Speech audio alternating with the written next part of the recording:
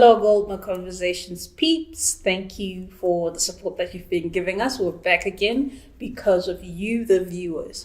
We have an interesting topic to discuss. I have Ruben with me and Mr. Eddie.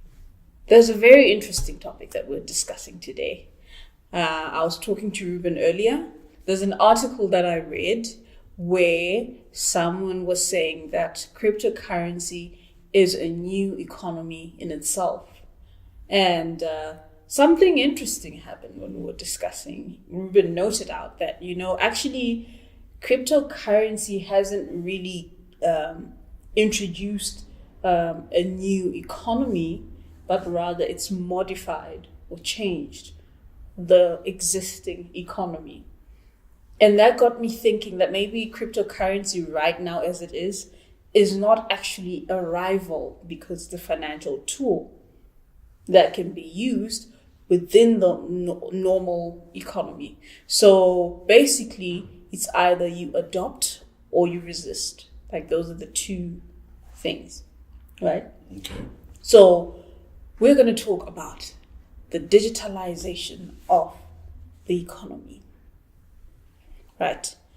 Let's go back into history and where this started. Where would you say you guys noticed that the economy had been digitalized? I think introduction of Visa cards. Mm-hmm. That's when I started thinking, okay, no cash. Mm-hmm. You're using cards. And still, at the time that I came in, mm-hmm. I didn't fully understand what that meant, but that's when I noticed that, okay, things are changing. Yeah. Mr. Ruben? That is a very tough question. Like for me to pinpoint that, I was years old and I noticed that, hey, the economy is digitalized now. The short answer is I don't know, but mm-hmm. I've always been aware, of course, that there, sort of digital means of doing things. Mm-hmm. So like what Eddie said, Visa cards, or instead of manual entries into a physical ledger, like someone has to write something down, mm-hmm. You get computer records and things like that. So now, birth certificates, for example, here in Zimbabwe, like if you look at the old birth certificates in the 1980s, filing systems, right? It was like just, someone's poor handwriting there, but now we get electronic birth certificates now. Yeah. I would say for most Zimbabweans, if we were to say modern day, mm-hmm. EcoCash, EcoCash, the payment system that we use with our cell phones, where you can instantly take money out your bank into mm-hmm. your phone, send to anyone, receive, take money out. Right. I would say for most people, they wouldn't see, let's just say, I know my T, you probably do, he does, but for people who have just the basics, they wouldn't even understand how digital Visa cards are. Yeah. Until the point where you don't need money, you don't need a card. All you need is a phone, punch in a few figures, and you've already sent money miles away. Right. So I would say, in speaking of Zimbabwe, mm-hmm. EcoCash was when almost everybody realized that, okay, now things are different. Well, I think I was one of those people that were late to the party because all these things were happening around me, but I never really took it that deep. It was like, oh, things are changing. Oh, whatever, until I realized, wait a minute. Now it's like there's this one space where everybody can shop. And I'm referring specifically to e-commerce, right? Mm-hmm. Because now you don't really have to go shopping anywhere. I was speaking to Mr. Vaughn. He's the man behind the camera for those of you that have seen the interview. And he was talking about how he was purchasing his drone, right?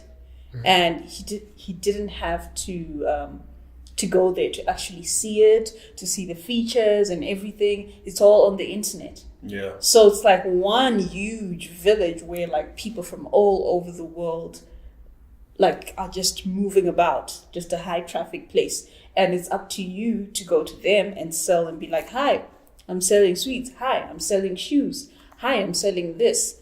That's when I realized that the economy has completely changed because of digitalization of virtually everything. Okay. Now, moving on.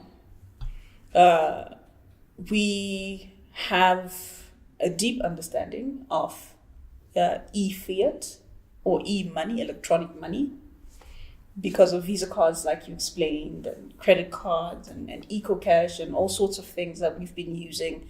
There's PayPal, there's M-Pesa, all those mediums that are working, electronic money. So people now basically have an understanding of what that is and what it does. However, there's an institution at play that has to approve, right, those transactions and disapprove if need be. Yeah. And one of the challenges that we're facing currently in Zimbabwe is if I want to send $10,000 outside the country through those instruments, it's very difficult. It's a challenge. I think you have to let them know why you want that much money outside the country, why you want to send that much outside the country. And it has to be a really, really good reason. That means your money is stoppable. There's someone that can say, So you're not in control of your money. Yeah. Someone else is. Yeah. You don't have that freedom. Yeah. So that's it. Yeah. So e-fiat versus cryptocurrency. Now that is another that is a digital currency. It's actually a currency of its own that exists within the digital space, right? It's not based off. People can argue that maybe sometimes it is, but it's not. It's normally not based on fiat, even though it's rated against fiat currency in most cases. Like when we're looking at Bitcoin prices, Ethereum prices, it's always against the United States dollar, right? But if you look at it, the way cryptocurrency works, first of all, if I want to send money to your wallet, for example, I don't have to apply or explain why I want to send Eddie money. I don't have to justify that. And if I have the money and I send it to the right address, no one can say, no, denied. So seeing that the two, are operating within the same space, don't you think cryptocurrency wins over e-fiat in that sense? In a sense, it will. Perhaps there's an adoption challenge there, because cryptocurrency, to a large extent, has been, dare I say, almost a speculative sort of tool. So a lot of people buy Bitcoin anticipating a massive price increase. In terms of actually settling transactions or paying for physical goods and services, physical services, there's no such thing, services, paying for goods and services, people are still using fiat. Yeah. I know there are some, token places, or, not token, but innovative and novel places where cryptocurrencies are used as a medium of exchange. But largely it's still fiat. So the point that I'm making is that, yes, crypto has great potential to win, but it's not yet there because we don't have that adoption. And if you want to get into why we don't have that adoption, I think a big part of it is that volatility. If I'm running a business, a lot of my costs are probably expressed in United States dollars or whatever fiat currency in the jurisdiction I'm operating in. If the price of Bitcoin is 6,500 today, 6,800 tomorrow, 5,900 the day after that, 6,150 the day after that, I still have to, buy, sell things, over a month period. I still need to pay people. I still need to do this. So if there was some level of stability within all the cryptocurrencies, I think we could actually have that transition away from fiat and into crypto. Right. Okay, you mentioned two things here. Adoption and also the volatility of cryptocurrency. And as far as adoption is concerned, I think part of the reason why people are resisting cryptocurrencies because it's being introduced as a replacement for money, basically about to topple fiat currency. Perhaps it will happen in the future. I don't know. It all depends on people and what they decide to do for themselves. But right now, as we speak, I feel like it's something that can be included within the financial system. You have to work hand in hand. Yeah, especially if you're looking for transparency. Blockchain technology is amazing when it comes to that. Yeah. And you can use it. If you're looking to tokenize resources, if you want to to make your assets more mobile, you can do it within the digital space by giving people a token that represents whatever portion of that asset.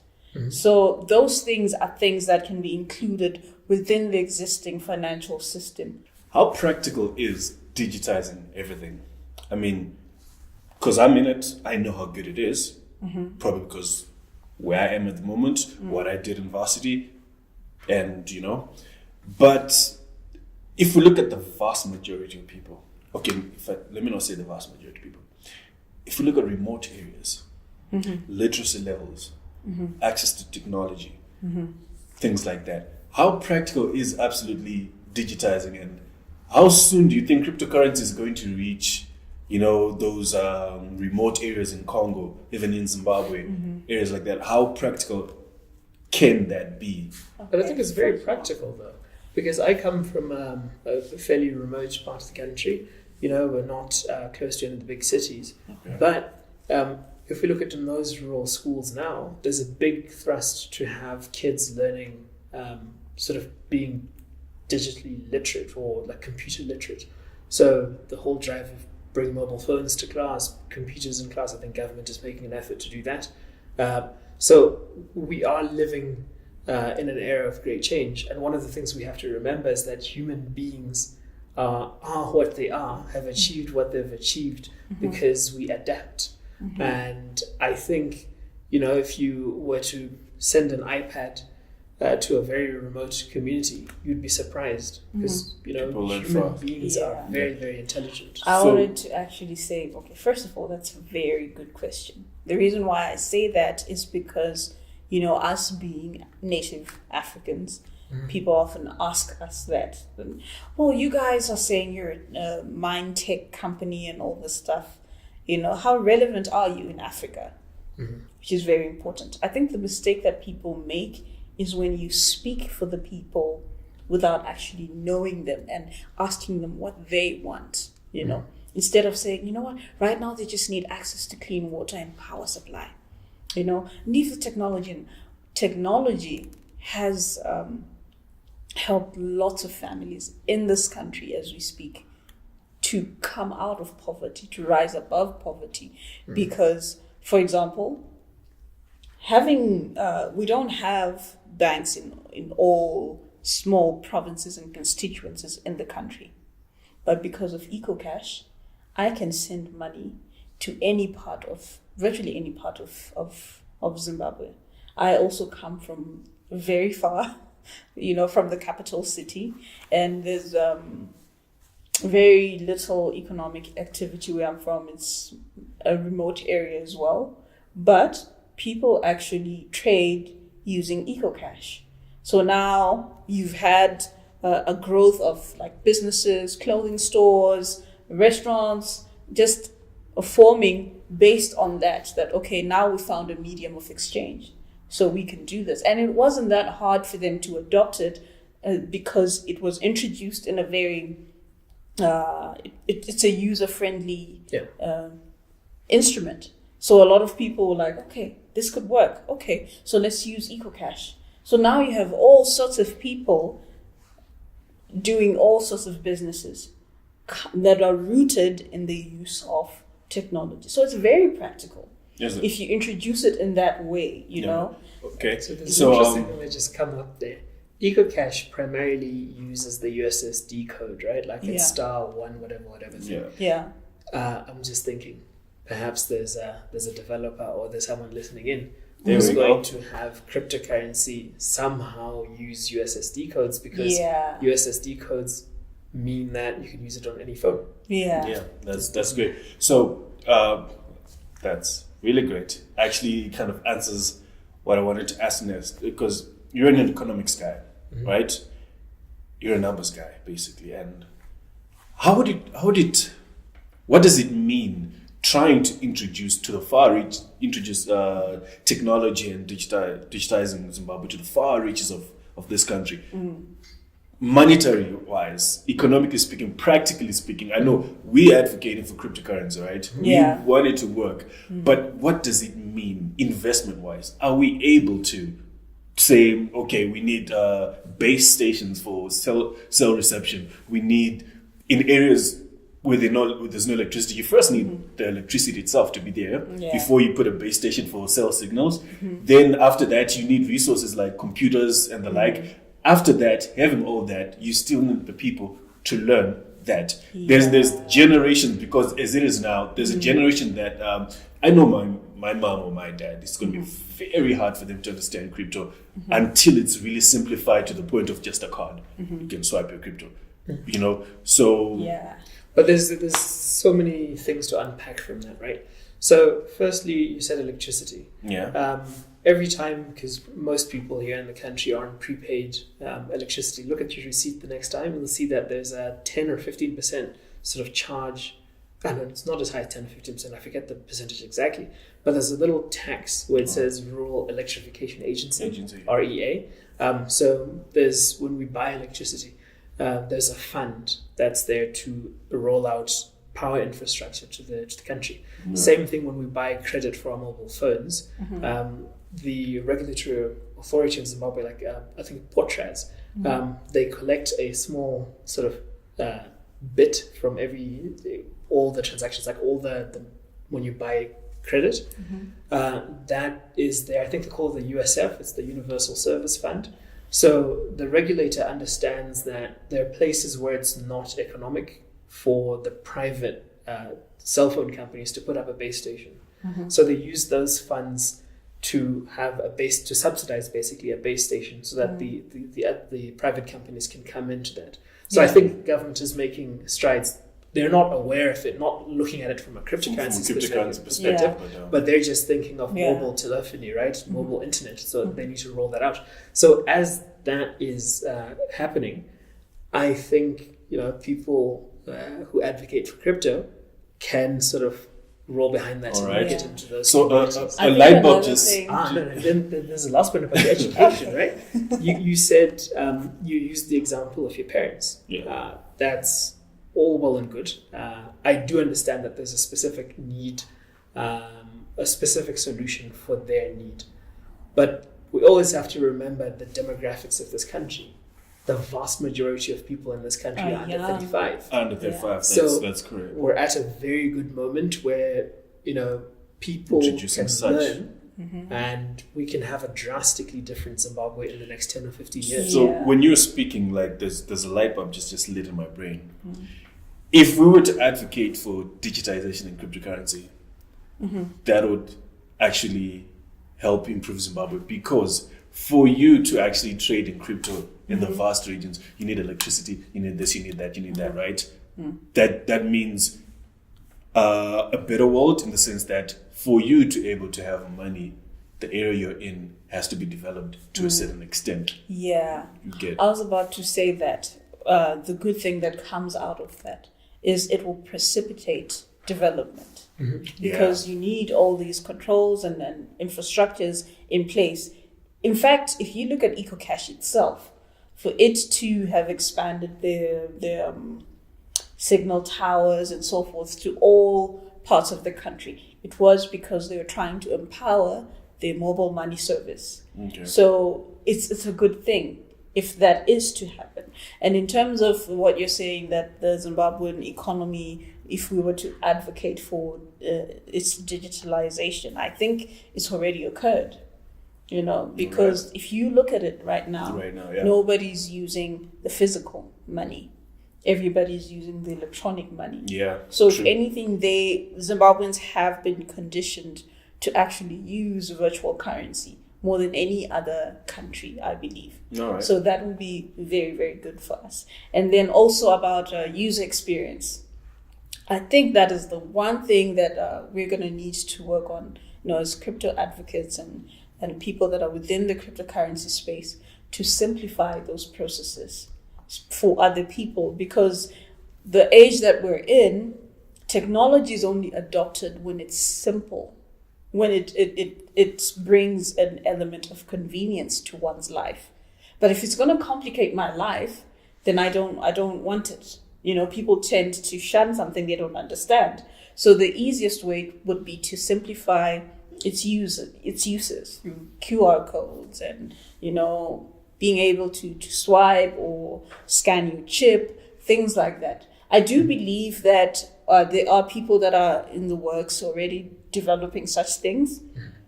But as time goes on, if we are to introduce that, it will definitely be a catalyst in making cryptocurrency mainstream, for All everyone right. to adopt it. Yeah. So it'll be a very good thing.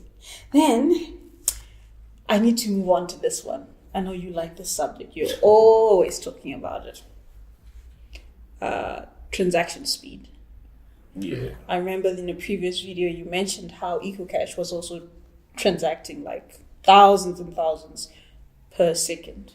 All right. Right. And you've constantly compared Visa against, I'll let you finish that. EOS. EOS. Right. Yeah. Who's the winner there if we're still pitting fiat against cryptocurrency in terms of I'll transactions? say crypto, because like right now, look at Waves. Mm-hmm. Waves is breaking new ground. I mean, right now, I think there's an article. I'm not sure about it. I'm not going to be specific about it, but they're going to be the leaders coming soon with as far as transaction speed is concerned. And there's a guy who did a test, an offline test, and I'll do my research and say later, but I would say more crypto-based exchanges and platforms and things like that are bringing out news of development and technological advancement more than the old institutions. So I would say if it was a race, right now crypto is going like this. It's just that fiat has the big guns, government and literal guns. That's what's keeping them in place. But I would say crypto. Okay. Yeah. Mr. Rubin? Transaction speeds are one part of it, I think. It's definitely true. I think, we look in the crypto space. If you look at Bitcoin, not so great. EOS Waves, exciting things are happening on that front. But certainly the convenience that comes with those fast transaction speeds is what sort of but it influences whether people come or they don't come. Because again, I look at this from the perspective of as a small business owner or something like that. If I have to sell something, I have 20 people in a queue. Hey, Visa is reliable. Yeah.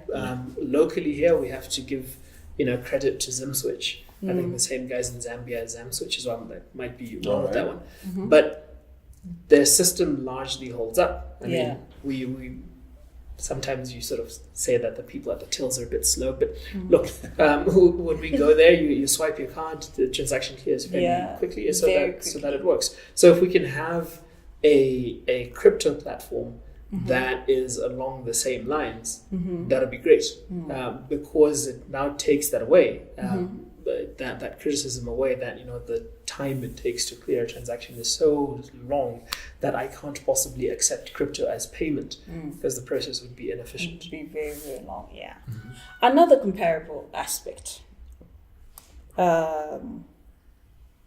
inflation. This is a great one.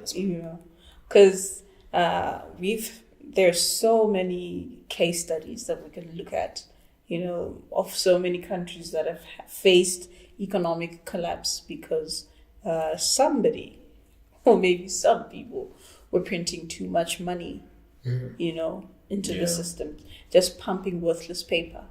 Yeah. And if you look at Bitcoin, that's basically it. You can't touch it. You can't. Cannot touch it. You can't create fake Bitcoin coins or anything like that. Yeah. Yeah. So do you think cryptocurrency wins? Crypto When it comes wins. to inflation. I'm not sure about Bitcoin. That's me. I say cryptocurrency wins. That's to say asset backed, gold backed, and the like. I'd say Bitcoin won before, but if something stays the same forever, there's no future for it, in my opinion. I'm not an advisor and things like that, but I'm saying if you're going to stay at 7 transactions per second Yeah. forever, there's no future for you because things are developing. And I like the fact that there's only 21 million bitcoins ever. That helps because you can't tamper with it and all, but that's just it. But sorry when I took your but yeah, I'm saying cryptocurrency wins. Okay. Yeah, because people usually just say Bitcoin. But I love Bitcoin. I own Bitcoin. Yes, I do. And I would say gold bagged, and I like EOS because you know what? I'm sorry, I have to always bring it up because they're very innovative. They have a really brilliant team, which is what we need in the world. Okay. So yeah. Nice one. Yeah, so like as you're saying, Bitcoin is wonderful. Like when we're focused on inflation specifically, it's wonderful because it has that hard limit of how much there is ever going to be in the world. 2, the process of mining it is not easy. It's much easier for a central bank to create new currency than it is for miners to sort of create new Bitcoin, or not creating, it's mining new Bitcoin. So it's wonderful in that respect. But that's Bitcoin. Some of the other cryptocurrencies, it's not so clear cut because there might not be that hard limit of how many tokens could be created. So if we have a cryptocurrency that has a theoretically unlimited amount, then it begins to be questionable whether we're really doing ourselves a great favor by running away from fiat. Because the issue of inflation is one of the reasons why we say we want to move away from fiat, because the money supply, if I wanted to be more fastidious, I'd say the currency supply, because most of that fiat isn't money, the currency supply expands year on year. So there is inflation, and it's funny that central banks talk about inflation targeting, that the appropriate rate of inflation maybe is 2.5% or 3% or 3.5% and things like that. So that's not particularly good if you want to save. Okay. Right? So crypto, done well, offers a better solution. And I think Eddie was alluding to it, that, look, Bitcoin is wonderful, but perhaps, ask yourself the question of what's underlying Bitcoin. There's nothing. So gets to my next point. So perhaps asset-backed cryptocurrencies are going to be the way to go. Yeah. Okay. Yeah. Thank you for bridging into the next. Hey. Last but not least. Because it's almost intrinsic value. Oh my God. People talk about intrinsic value a lot, and it's very clear that the only thing that holds that value is an asset, an asset that is inherently valuable, not an asset that people make valuable, that add value to the asset. That doesn't really make it valuable at times. In our previous videos, we argued about the value of diamonds and all precious stones, and how our perceptions have created the value of that particular item. Yeah. As opposed to something that's just valuable whether you accept it or not. I mean, even God promises you that, in your afterlife you'll be walking on streets of gold, which means it's just inherently valuable. Right. Now, that's the main problem that we're facing with cryptocurrency. As far as critics are concerned, like the major point of criticism is, but it's got no value, And perhaps they're right. I mean, remember the article that we discussed about how Ether could possibly go to zero. Yeah. So we have a situation where the the system on which the currency runs is very efficient and valuable. And perhaps that is the asset for the currency. But the currency itself is not inherently valuable. There's nothing, which is why you have a situation where today it's 6 point whatever, tomorrow it's 7 point whatever, and then it goes to 8, it goes down to 5. Like, you can't have, imagine if you're buying bread from my shop, and then a loaf of bread today, I give it to you, it's this big. Tomorrow, it's this big. The next day, it's this big. You know, if there's no consistency, then it's understandable, why people feel like, I don't really want to go on this yo-yo ride. I want something stable. I want something that I can almost predict in the future. That if a loaf of bread is $1 today, tomorrow it will be $1. Next year it will be $1. Yeah. Not something that you have to constantly be, checking the markets. Let me see the values. How's it looking? People don't want to be, because it becomes an extra job. It's like you're policing need a good store your investments. Yeah, you need a good store of value. Which brings us to ABCs, asset-backed cryptos. Oh, all right. I was like, okay, Sesame Street now. I was like, okay, let's count. I always talk about it because I believe that is the answer. And Bitcoin is a very, very good watertight system. But imagine if it was asset-backed. Yeah, asset-backed cryptocurrencies would definitely sort of solve that volatility problem, right? And this is, again, the criticism against Bitcoin that, it's great. Yeah. I'll start off at asset-backed cryptocurrencies, so I feel they might not be able to walk in. Yo, CEO. It's fine. Our CEO is here. Mr. Jenkins. Doing his business, So asset-backed cryptocurrencies are the solution to a lot of the problems that we were talking about, right? Because we identified that there's a lot of volatility in the cryptocurrency market. But if you have an asset-backed cryptocurrency, you can sort of take away some of that volatility. I don't want to say it'll be zero, because even in foreign exchange markets, there's quite a bit of volatility in there. That's why you tune into Bloomberg or whatever. Where you get your financial news, and you'll hear that the rand is this to the dollar, and the euro is that to the dollar, and the dollar is that to the whatever. So that's sort of part of it. There's some volatility, but I think when it's an asset-backed cryptocurrency, you're going to have much less volatility.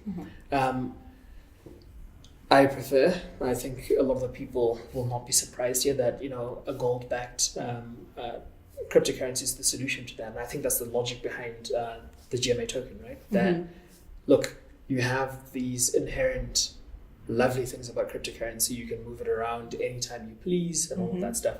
Yeah. But, fundamentally worthless in the sense that there's nothing underlying that value. You have gold, incredibly valuable, but it's pretty difficult to move it around. You can't exactly slice off a bit of bullion and send it to your cousin on the other side of the world. You have to digitize it. Yeah, so you marry those two and then you get gold. So that's the sort of thinking behind it. So you can have the best of both worlds, and I honestly believe that we're going to solve that volatility problem. Yeah. As well as making sure that it basically meets the definition of money, and that it could be. I mean, we were talking earlier on when we started about how we can bring cryptocurrency and blockchain to all these parts of the country and the world. Yeah. If we have that, and if that system is working perfectly, you can now have digital money in the truest sense of the word, because unit of account, medium of exchange, store value. The store value part is very important. Yeah. Well, guys, it's that time again.